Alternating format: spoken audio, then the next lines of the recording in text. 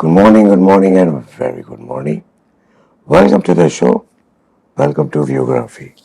Well, today's topic is very interesting.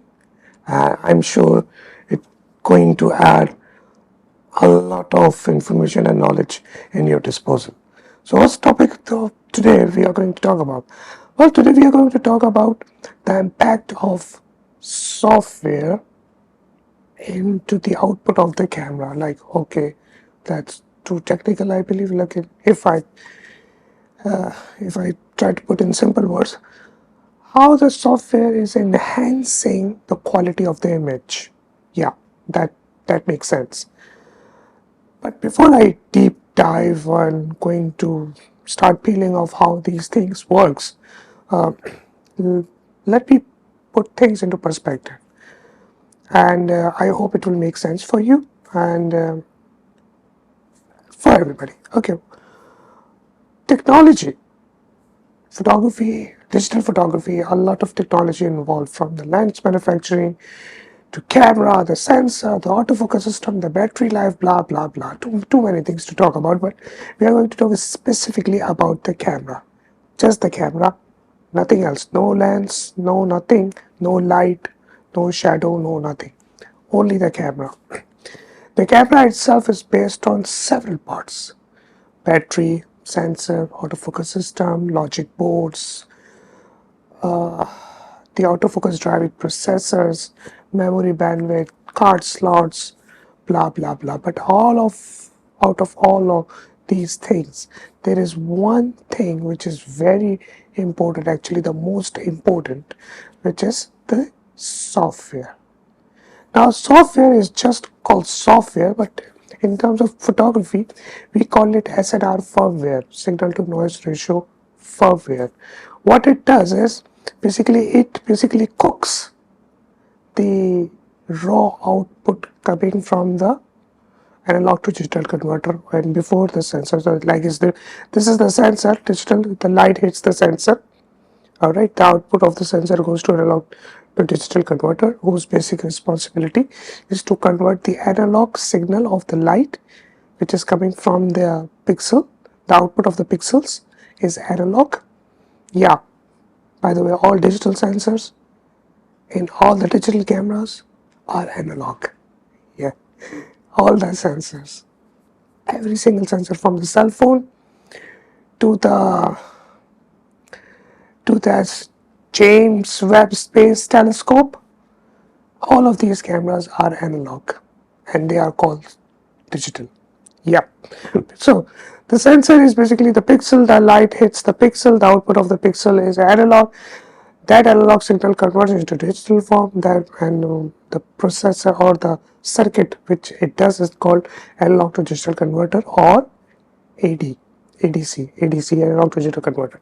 The output of that analog to digital converter goes to a filter, noise amplifier, or an amplifier. Basically, that amplifier basically increase or decrease the strength of the signal. That's where your ISO kicks in. So whenever you try to increase the ISO, it basically amplifies that signal coming out from the analog to digital converter, and that signal basically goes into a processor, the main camera processor. In Nikon it's called XP 6 or 7, and in Canon it's called Digic X processor. In Sony it's called Bions, X Bions or something Bions processor.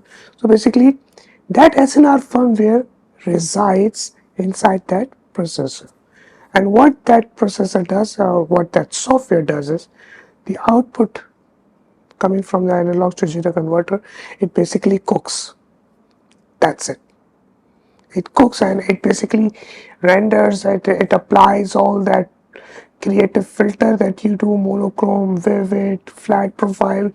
Also it amplify, and it basically applies the white balance and all that. So it's basically all the thing that you do software tweak is done inside that analog to digital, that SNR firmware inside the main processor.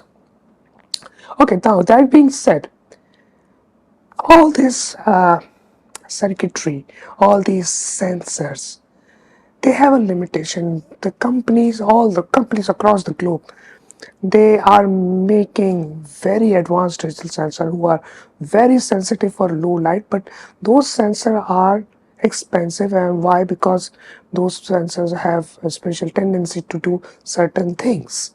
For example, high dynamic range. High dynamic ranges, you don't have to bracket the shot. You just take one shot from highlights to shadows, and everything will be smooth up all inside the sensor. You don't have to do anything in Photoshop. You don't have to take multiple exposure from bright to lowest at the different shutter speed in order to achieve the high dynamic range shot. You just take one shot from these expensive high dynamic range sensors, and which stops clipping the highlight and start capturing the shadows at the same time. So those sensors are expensive, and those sensors are only basically applied for the industrial purposes. They are not being used into consumer electronics just like digital camera, because they are expensive, and there is not much need at this point of time, the way I see. But in future, you will see such kind of sensors inside the digital cameras, but it will skyrocket the price of those cameras. So now what happened next? Because all the digital sensors inside these camera over the last 10 years, what we are seeing, we are just seeing the number of pixels increased. That's all we see. uh, Number of ports, megapixel, that's it. Nothing fancy. All right. But the companies are using the SNR firmware, they are tweaking it, and they are releasing the same sensor which was used in the older cameras. They're using the same sensor, and they just put the new SNR firmware, and they release the camera as a new product. The best example is Nikon T610. So the basically Nikon T610 was having I don't know 39 autofocus points. Okay, it 24 megapixel normal sensor, non-BSI. It was not BSI, not BSI sensor. It was conventional sensor. So Nikon D610 was 24 megapixel. What Nikon, it was having some issues about related to shutter mechanism. So what Nikon did, they took out the same sensor from D610, but they used the most advanced SNR firmware, signal to noise ratio firmware, inside. Like they use the best SNR firmware combined into the old sensor D610, and they released a new product called D750. Yes, so D750 is basically and technically carries the same sensor of D610, but using the latest updated SNR firmware, the camera output exploded to a new level which all the Nikon users never experienced. The same D750 having the best low light performance. Even 12,800 ISO, you hardly see the grain. One of the best dynamic range. How come it's possible that the same sensor which was used in D610 now able to produce a better output? How come? There is no technology advanced at the sensor level. Nothing in the camera is done that quote unquote magically enhance the experience. The only thing which changed was the software. Yes, the software inside these cameras are so advanced. They are so freaking advanced that it basically changes the whole output of the camera system. It literally do. And it's not by Nikon, it's by Canon, it's by Sony, Fujifilm, even Fujifilm medium format. They are having the same sensor from GFX 50S. They use the same sensor on GFX 50R. Then they use the same sensor on GFX 50S Mark II. And the output of the GFX 50S Mark II was way better than the 50R and the 50S. How come? They use the same SNR, no, they use the updated SNR firmware. For another example, Sony A7R III and Sony A7R II, both were 42 megapixel. But Sony A7R III output is far better than Sony A7R II and Sony A7R4. Even though in the R4 they increased the megapixel, but the quality of the output and especially the ISO performance at the high megapixel of Sony A7R III is still class leading, is still one of the best. Why? Because this SNR firmware inside the Sony A7R III is the best that Sony ever produced. Period. Even I like Sony A7R III output. I respect a whole lot of Sony A7R III output because the SNR firmware, it's incredible. Even at high ISO, high megapixel, still Sony A7R III produces less noise. How come the other companies are having the same amount of megapixel even within the Sony? The A7R II, even at the same 42 megapixel, but output was crappy. But they put the new SNR firmware inside the Sony A7R II using the same, they use the same sensor and they do the software tweak and you have the Sony A7R III. They did the same with Sony A7R4 and Sony A7R5. The megapixel was the same, 61 megapixel. But they put some new artificial intelligence algorithm, new processor for the better autofocus system. But also at the same time, they enhanced the SNR firmware inside the Sony A7R5. So that's what I like they do. So basically, I did something crazy. Yeah, that's what I do. What I did, I basically took 3 cameras from 3 different generations. Okay, and those 3 cameras was 2 DSLR and third was mirrorless. So these are 3 different cameras from 3 different generations, and all these 3 cameras are 24 megapixel. All right. So the first camera was Nikon D3X, the very first 24 megapixel full frame in the world, I believe, if I'm not mistaken, according to my limited knowledge. So Nikon D3X, 24 megapixel, whose maximum ISO was only 1600, 1600, period, and it was very expensive camera, around $6,000. So imagine back like 12 years ago, something, 12, 13 years ago, you were having 24 megapixel full frame camera with maximum ISO of 1600, costing you around 5.5, 6,000 USD. I'll search and put the price somewhere over there. And so that's first 24 megapixel camera, conventional sensor. Okay. The second camera, D750, which was somewhere mid. Of course, it was a DSLR, but with updated SNR firmware. Okay. But it also have the same conventional sensor. Okay. The third camera is mirrorless, which is Nikon Z6. Okay. Z6 also have 24 megapixel camera, but it has a PSI sensor, backside illuminated sensor, and with the updated SNR firmware. So the old grumpy grandpa and the D3X, then you have D750, and then you have Z6. So like grandfather, father, son, from 3 different generations. These 3 cameras are basically all 24 megapixel, and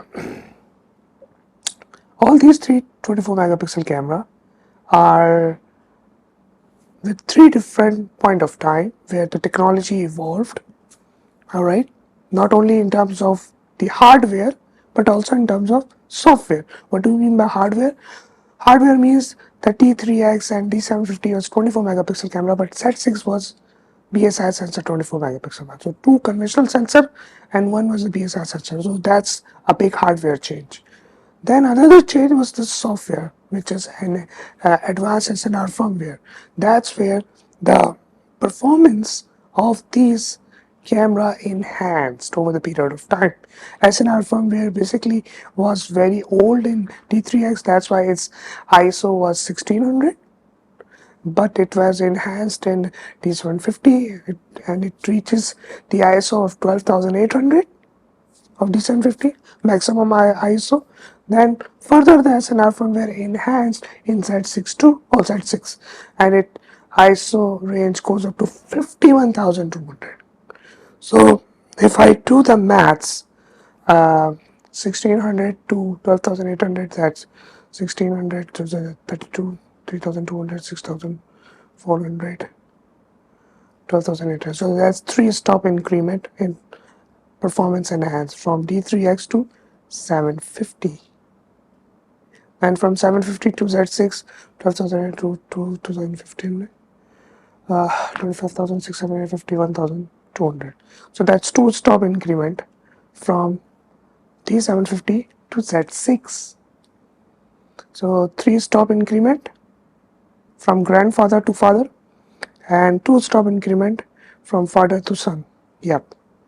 So that from D3X to Z6 we are having 5 stops of technology improvement, which is insane. 5 stops. It's not easy. 5 stops, it's a whole lot when it comes to technology advancement, software advancement, hardware advancement. So you are jumping from ISO 1600 to 51,200. That's insane. So what I did, I took these 3 cameras and I took multiple shots at each ISO level. What I did, I used the ISO 100, 200, 400, 800, okay, and 1600, I guess. And I used these ISOs, and I took the shot at 0 exposure compensation, -1, -2, -3, -4. And then I try to recover the exposure in post processing. So what it does is basically it helps me to identify which camera SNR firmware is the best from D3X to 750, and then we have Z6. So these 3 cameras.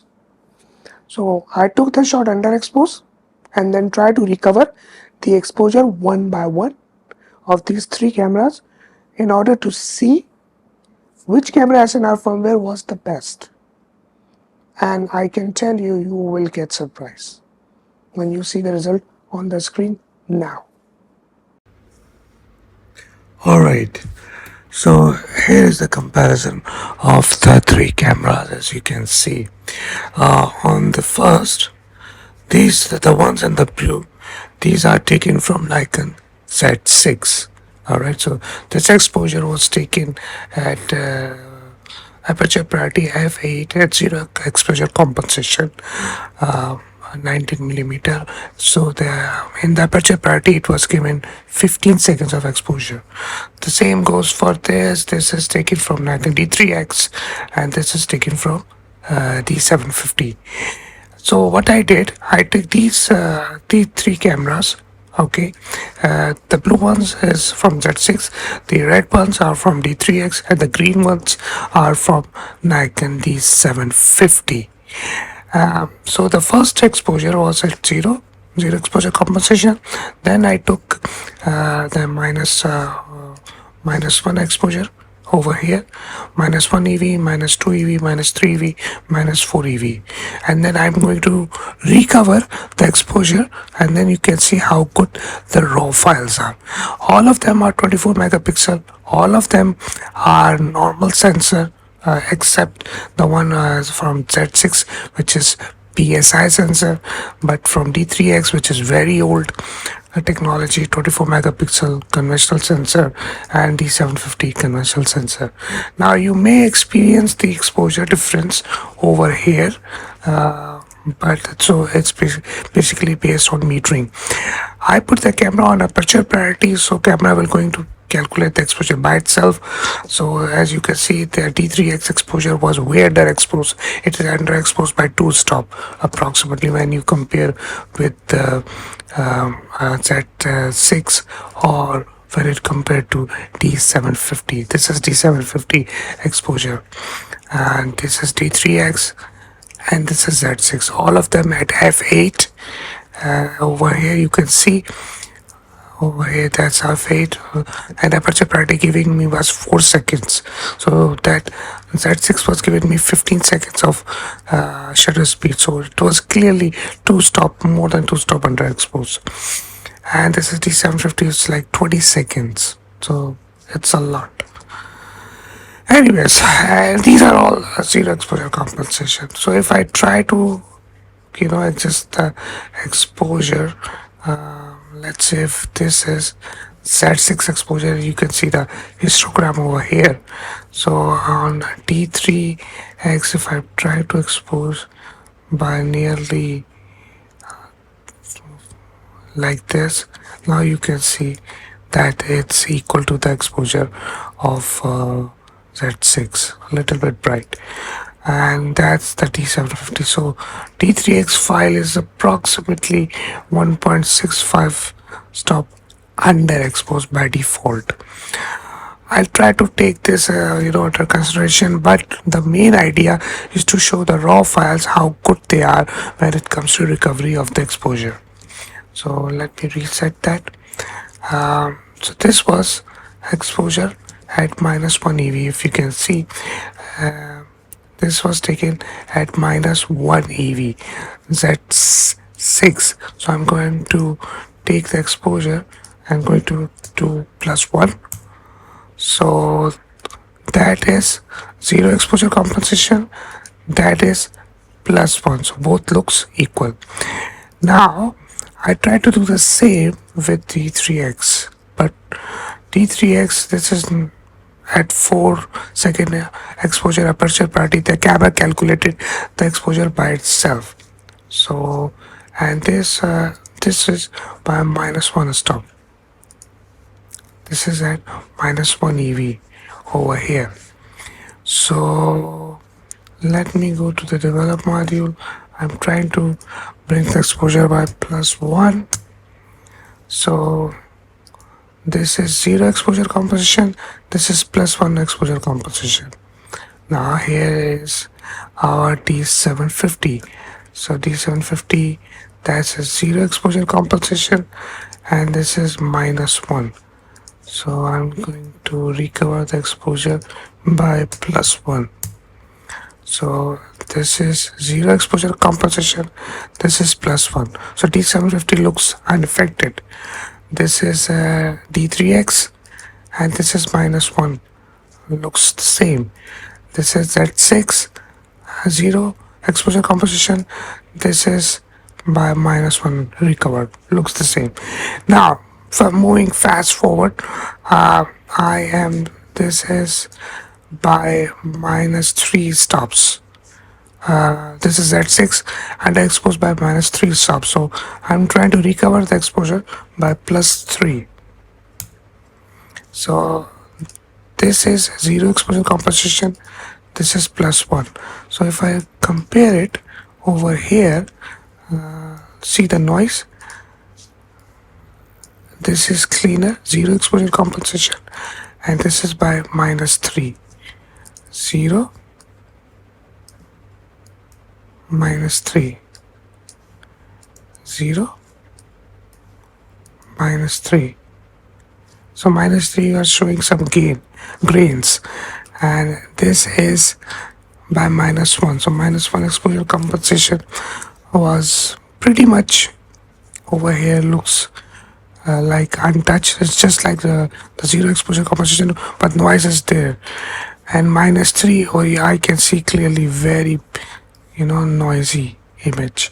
So -3 was like okay, but we are going to see how that D750 and D3X will perform. This is -3 exposure recovered of Z6. Alright, so now let's jump on the D3X. So D3X, This is zero exposure compensation. This is -1 and 0 -1 0 -1,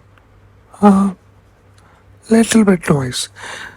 Okay, and what about -3? This is -3, so I'm going to do +3, and look at that.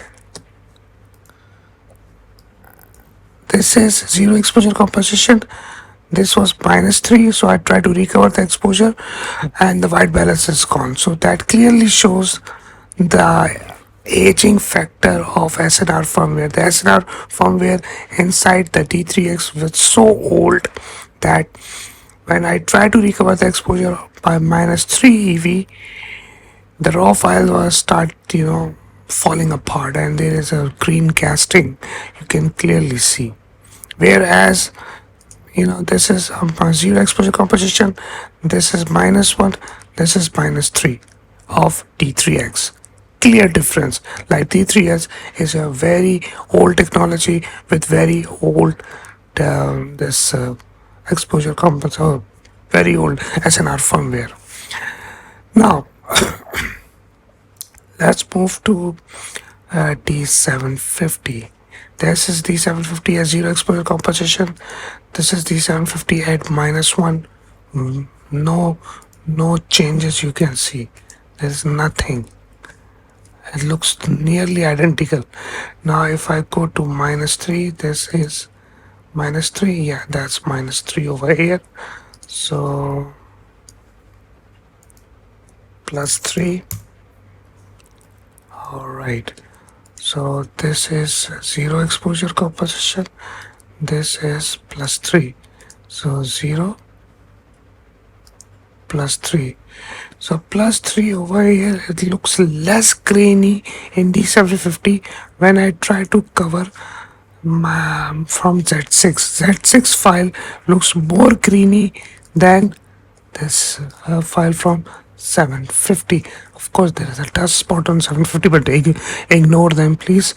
So there, these are the files.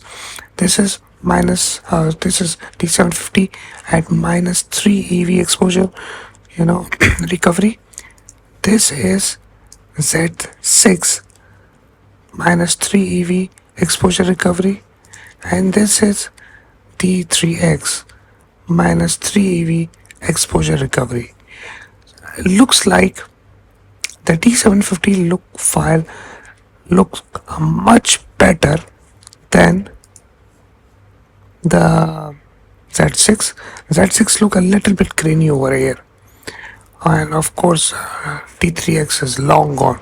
I wouldn't be considering D3X into the competition after the shifting of white balance like this. Crazy.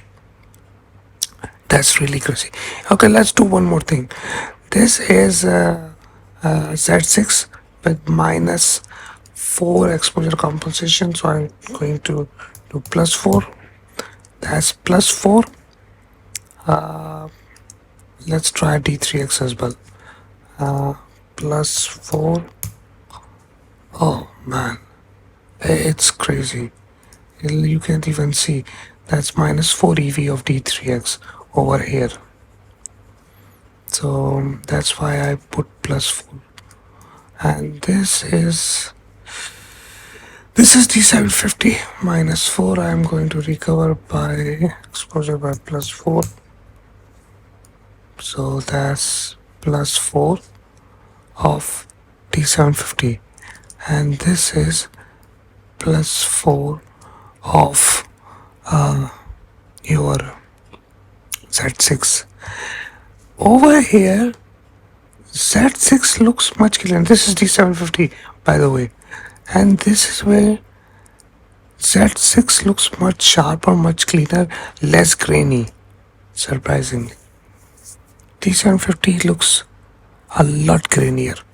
So when I zoom out and look at D750 file, this is zero exposure compensation. This is -4 exposure. This is -3. Looks the same. Okay, this is Z6. Okay,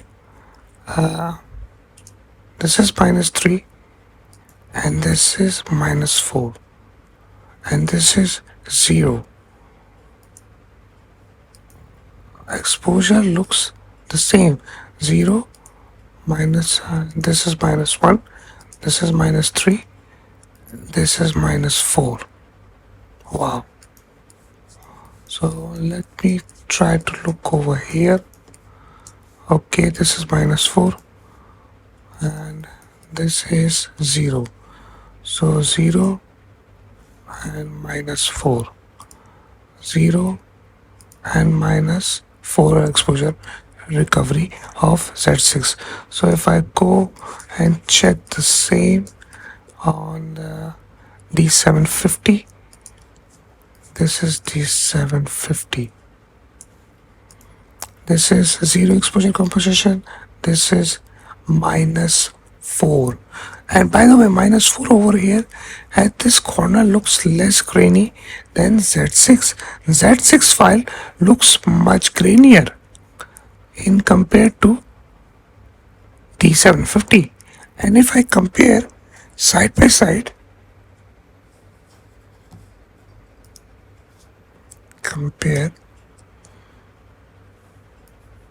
so on my left hand side, I can see the Z6 file. It's over here. Sorry, D750. This is D750. On my left hand side is D750. On my right hand side, it's Z6. So you can see over here. You can see over here Z6. And this is D750. D750 file looks so much cleaner. And the white balance is also surprisingly. That's really a surprise for me. Wow, I'm not even comparing the. Okay, let me choose D3X. D3X on my left hand side, and that's Z6 on my right hand side. Big difference. Big difference. And if I compare, now on my left hand side, I have D750 and on my right hand side I have D3X. Big difference. Both are -4 EV. Both are short and -4 EV, but you can see the massive metering difference, massive exposure difference. The camera choose to have different shutter speed by its own, so that shows the SNR, which makes the difference. Big difference. And this is, so on my left hand side it's Z6, on my right hand side it's D750.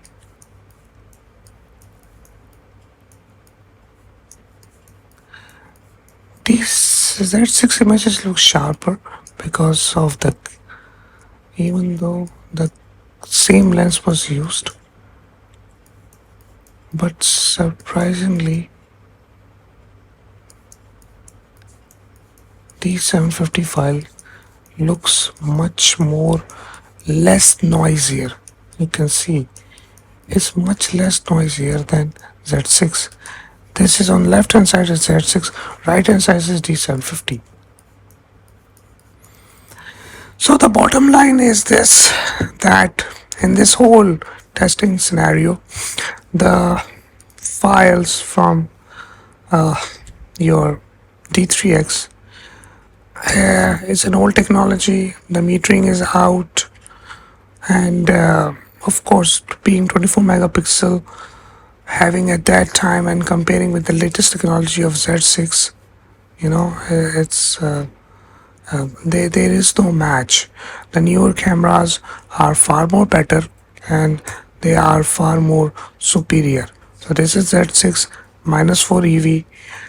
This is your D3X -4 EV, and this is your D750 at -4 EV. Surprisingly, the SNR firmware of D750 producing a lot more better images than Z6. and both the Z6 and D750 having clear advantage over D3X. That shows how much the sensor and the SNR firmware changes the game and the output of the sensor. Let's get back to the final conclusion. Over here, I can clearly see that D3X, because of the older technology and older SNR firmware, it's out of there is no comparison. And surprisingly, the D750 file, this is -4 EV exposure recovery, this is 0. Surprisingly, D750 SNR firmware is ahead and far better than Z6 and D750. Even though Z6 is a newer camera with the it's supposed to come with the latest SNR firmware, but D750 SNR firmware, it's killing. It's truly surprising. Let's get back to the final conclusion. Alright, so you saw the result. It was really crazy. The first thing that surprised me, like how D3X exposure was off almost by 2 stops. Like if I have to increase the shutter speed or the ISO 2 stop above than the D750 or Z6, only then I'll get the same level of exposure. You will see in the histogram. You have seen by now. So it's basically, if I take the shot of D750 and Z6 at ISO 100, I have to take the exposure of the same level what 750 and Z6 was delivering at ISO 400 in D3X. So D3X exposure, the metering, the sensor, the output from that sensor, the SNR firmware was not enough to give me the same level of exposure. So basically, let's assume the D3X is right. Like the exposure at ISO 100 you just saw was right. So it means that the ISO or the SNR firmware inside the D750 and Z6 was enhanced by 2 stop by default. Like, so the ISO 100 is basically ISO 400 and D3X. But if I step it down from 100 to 64 or 0.5, so 0.25, maybe you're not able to get, but I hope you will get what I'm trying to say. And so that's the first thing, that the D3X was off by 2 stop at least, minimum 2 to 3 stops. And then when I try to recover the exposure, somehow 750 SNR firmware was giving me more cleaner images than Z6. Even though Z6 sensor was BSI and it should be the latest firmware, which it is the latest firmware, but if I look closely for both cameras, from 750 and Z6, Z750 files looks more cleaner when I try to recover the exposure. So this tells me that the 750 SNR firmware is still the best from Nikon. Of course, you will get more quality images from Z6 because of the BSI sensor and everything, and the noise is less. But when you compare side by side with 750, 750 is still having a little bit of advantage over Z6 in some scenarios, and I see clearly. So that's what today's video is all about, like how the software changes the whole game, changes the landscape. Remember I told you this earlier, when it comes to low light performance or high ISO, when you are having less number of megapixel, you are having better low light performance and you can shoot at high ISO. But as you are start increasing the megapixel, the low light performance and high ISO capability of the camera goes low, right? And there is a sweet spot where the both looks look identical, or you will have maximum of both worlds, like the maximum number of pixel and maximum low light performance and ISO, that is 24 megapixel, right? But when you are increasing the megapixel, the native gain or native ISO performance or native gain at the pixel level is less in high megapixel camera. That's where this SNR firmware kicks in, and that SNR firmware is basically try to fill this gap, and that SNR firmware gives you a better output. Already a signal at is noisy, so if the number of megapixel increases, the signal is very noisy. All right, you can't shoot at high ISO, but because of the better SNR firmware, you can get better result. The best example is Sony a7R III. The best example. I haven't seen a single camera which is having high number of megapixel and still deliver, result at high ISO without any noise. Really surprising. Really, really surprising. When we are having the 45 megapixel camera from Nikon D850, the D850 was the very first. So from D850 to Z9, this performance gap is improved by one stop. So if you are shooting at 6400 at D850, you are getting certain amount of noise, you will get the same amount of noise in Z9 at 12,800. So 6400 to 12,800. I saw a video where a guy compared it, the D850 and Z9. I'll try to find it and give you a screenshot of that, so you will see by yourself. And I was surprised. So it's because of the better SNR firmware. Both are having BSI sensor. Both are 45 megapixel. But the SNR firmware changes the whole game. T750 is the best example. Best example. Another best example is the camera which I am shooting right now, which is Z30. I am blown away with the image quality or the video quality that small camera delivers. I wasn't expecting Nikon to put so much great or better SNR firmware inside this tiny camera, which is so cheap. I wasn't expecting. The quality or the value of any machine or any camera, you evaluate not in terms of megapixel, not in terms of high frames per second, or not in terms of autofocus. For me, it's all about image quality. That's how I evaluate the camera.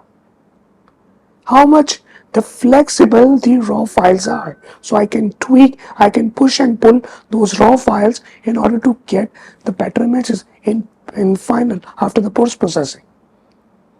That's how I evaluate the camera, and that's where I found Z30 top of the line when it comes to crop sensor cameras. I use Z50, I use ZFC, I use D500, I use D7500, but Z30 stands at the top. Okay, fine, D500 having the same number of megapixel like Z30, but and of course, T500 is full professional body, 10 frames per second. By the way, Z30 is 11 frames per second. Alright, but you have battery grip in Z500, 2 card slots, 10 frames per second, 51 autofocus point, very fast machine, full pro body. Z30, but Z30 is still having 11 frames per second, more number of pixels or more number of autofocus points than D500. Of course, only single card slot. Battery is very small, but the output from Z30, it's crazy at a fraction of the price.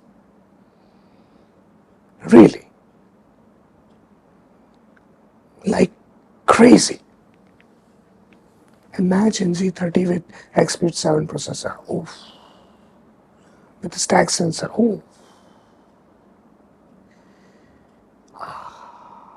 with the same SNR firmware. Oh my god. It will kill all the crop sensor cameras out there in the market. With the XP 7 processor, 2 card slot, the same SNR firmware of this Z30. Oh, sweet. And stack sensor, 30 frames per second with 120 frames per second in crop mode. Oh, and I believe that will be Z90 as per rumors. Z90 probably will come with all these features and it will going to kill all the crop sensor cameras out there. Anyways, that's a matter of some other discussion. Right now we're talking about the SNR firmware. So this is what the SNR firmware is all about. I hope you like this video and you've seen the example on the screen which I showed you earlier. How the SNR firmware changes everything. That's what it is. So before you buy any camera, don't go in terms of its megapixel. Always look and evaluate its SNR firmware. How? Check the YouTube channel or try to put your SD card into the camera, take the sample shot, go to the camera store, take the camera, put the SD card, try to take sample shot underexpose, come home, see if you can recover the highlights and shadows. That's how you can evaluate. I did a couple of times, so I know how to. Or if any of your friend have the camera which you wish to buy, borrow the camera from them or go to your friend's house or wherever they are shooting, put your card in their camera, take sample shot, underexpose, overexpose, come home and then see on the Lightroom how much exposure you can recover. That's it. In this way you can evaluate your machine or the machine you wish to buy. Thanks again for watching this video and I'll see you guys in future with some new content. Till then, take care.